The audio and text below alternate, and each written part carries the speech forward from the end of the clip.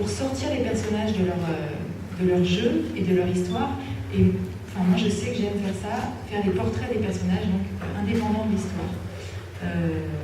Parce que j'aime bien, et j'ai toujours aimé pour moi, notamment quand je lis des romans qui sont basés des fois sur des faits réels. Je ne sais pas si ça vous est déjà arrivé, il y a des fois des photographies, des portraits à la fin du livre. Et ça me fascine toujours de voir la tête de la personne qui a fait ceci ou cela, plutôt que de voir la personne vraiment en action. Cette espèce d'ellipse, ce grand vide entre le portrait posé hors contexte et l'histoire qui m'est racontée, je trouve que ça donne lieu à beaucoup d'imagination. Et moi, je travaille beaucoup comme ça dans mes livres, je fais des portraits des personnages en dehors de leur histoire.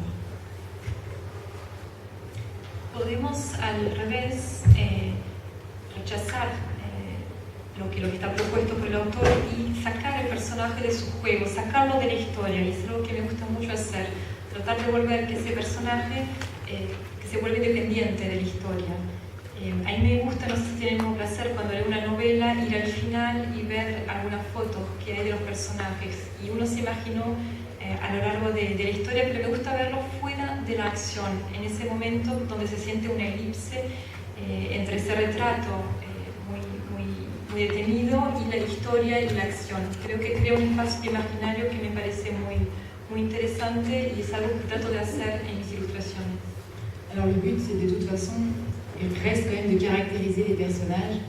Dans le livre, il ne m'était pas dit que ce personnage était bonne ou chauve ou quoi que ce soit. Mais après, je dirais que c'est un travail de costumier, de maquilleur. Donc voilà, c'est vrai qu'il y a plein de choses qui me font penser au cinéma. On a tous les rôles les uns après les autres, metteur en scène, maquilleur, costumier, garagiste. Claro que siempre de lo que se trata es de caracterizar al personaje.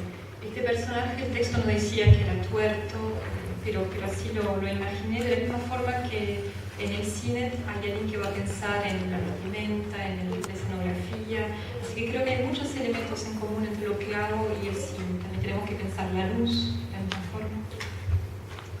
Et dans Soi, pour la première fois, j'ai fait quelque chose qui m'a beaucoup plu. J'ai fait la même chose avec les objets, donc c'est encore plus aride, je dirais. Mais ça m'a intéressé de prendre des objets un peu emblématiques de l'histoire, qui avaient un vrai rôle, et de tirer leur portrait comme des personnages en dehors de leur utilisation. Dans l'histoire, là, il y avait un échange entre deux personnages, un homme et une femme, qui s'étaient épris l'un de l'autre, avec une grande sensualité, la tasse qui passe d'une main à l'autre, d'une bouche à l'autre. Et plutôt que de montrer la scène, j'ai choisi d'essayer de représenter l'objet avec de la sensualité, avec une vraie personnalité. C'est cette tasse-là et c'est pas une autre. Je ne sais pas si j'ai réussi mon coup, mais en tout cas, ça m'intéresse beaucoup de travailler comme ça. Et en fait, j'aime beaucoup faire ça. J'aime pas toujours mon travail, mais là, celle-là, j'aime.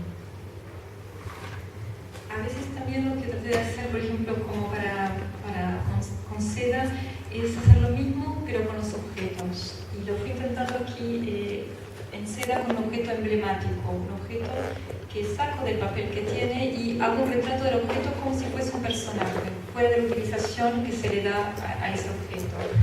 Este objeto es para representar una escena que había entre un hombre y una mujer, una escena muy sensual, donde tocaban con las manos el objeto, tocaban con los labios.